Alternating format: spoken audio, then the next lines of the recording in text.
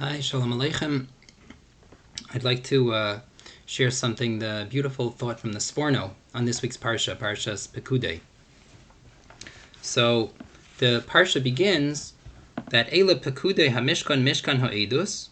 These are the reckonings of the Mishkan of the testimony, Asher Pukad al Pi Moshe, that was reckoned through Moshe, Avodas HaLeviim Biad Isamar ben Aharon HaKohen, the work of the Leviim in the hands of Isamar, the son of Aharon the Kohen. And then the next pasuk says, Uvetzalel ben Uri ben Chur lamata Yehuda asa eis kol asher tziva Hashem es Moshe. And Betzalel did everything that Hashem commanded Moshe. So the Sforno goes through the pasuk and explains that the pasuk is telling us why, number one, the Mishkan never was destroyed, never fell into the hands of enemies, and also why it was to exist forever. So the Sforno goes through and says, number one, the pasuk tells us it was Mishkan Ha'idus, that it had the Luchos. Number two, it was Asher Pukad al Pi Moshe. Moshe Rabbeinu was in charge of it. 3, it was Avodas HaLeviim Biad Isamar. It was in the hands of Isamar. All of the portions of the Mishkan were in the hands and in the charge of Isamar. And 4, Betzalel ben Uri ben Chur lamata Yehuda asa. Betzalel ben Uri ben Chur was in charge of making sure that all of the artisans, all of the craftsmen, were holy and righteous people. Now, compare this to the Bayis Rishon. These were not all true and not all present by the Bayis Rishon. First of all, the builders of the Bayis Rishon were not all Jewish. They were from Tzor.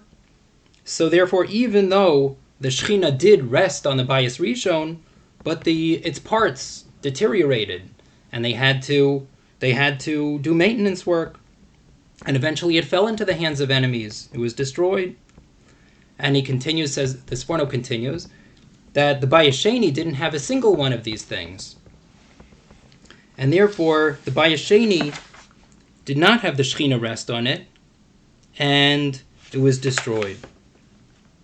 So it was an even lower level than the Bayis Rishon, where the Shechina did rest on the Bayis Rishon, but did not rest on the Bayis Sheni. So then the Sforno continues and explains that as the Parsha goes on, it gives the reckonings of the different materials, the different metals, precious metals, and how they were used. And the Sforno explains why did the Psukim go through? Why did the Psukim go through and give the amounts and what they were used for? To tell us, says the Sforno, that the precious metals that were used in the Mishkan were a small percentage of what eventually was used in the Bayis Rishon when Shlomo built the Bayis Rishon. Much less wealth went into the building of the Mishkan.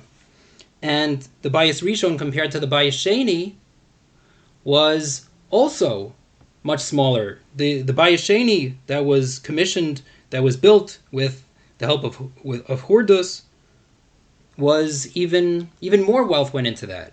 And yet what happened? The Mishkan was a higher level than the Bayis Rishon and the Bayis Sheni. Hashem's presence rested more on the Mishkan, even more on the Mishkan than it did in the Bayis Rishon and Shlomo's Beis HaMikdash, and it didn't rest at all on the Bayis Sheni. And says the Sforno, what does this teach us? Even though the Mishkan, says the Sforno, the much less money went into the construction of the Mishkan, says the Sforno, this teaches us. I would like to share with you the beautiful words of the Sforno. Uvazeh hora shelo kitzvas ha'osher v'godel habinyan yehiya siba lahashros hashchina b'Yisrael. The pasuk is teaching us that not the amount of wealth or the greatness of the edifice are reasons for Hashem to rest His Shechina upon Klal Yisrael. Avol rotza Hashem es yireyav u'ma'asehem l'shachno b'socham. Rather, Hashem wanted those who fear Him and their deeds. That's what Hashem wants in order to dwell among Klal Yisrael. Oh, what an important lesson What is the Torah teaching us? The Sforno is pointing out that the Torah is teaching us that Hashem doesn't look as much to the beauty of the edifice, to the externals as much as he does to the internals, what's inside. Hashem doesn't look as much to the beauty of the shul as to what's inside the shul, to the respect that people have for the davening, for what's inside. Hashem doesn't look as much to how people are on the outside as much as he does to how they are on the inside, how they act in their houses, how they act with their families, what their midos are inside, internally. And let us internalize this lesson. Let us focus on the pnimius, on working on our midos, on working what's inside, and let us grow. Mirz Hashem, Hashem should give us siyata dishmaya. Thank you. I want to take a moment to invite you to our special Night Seder program.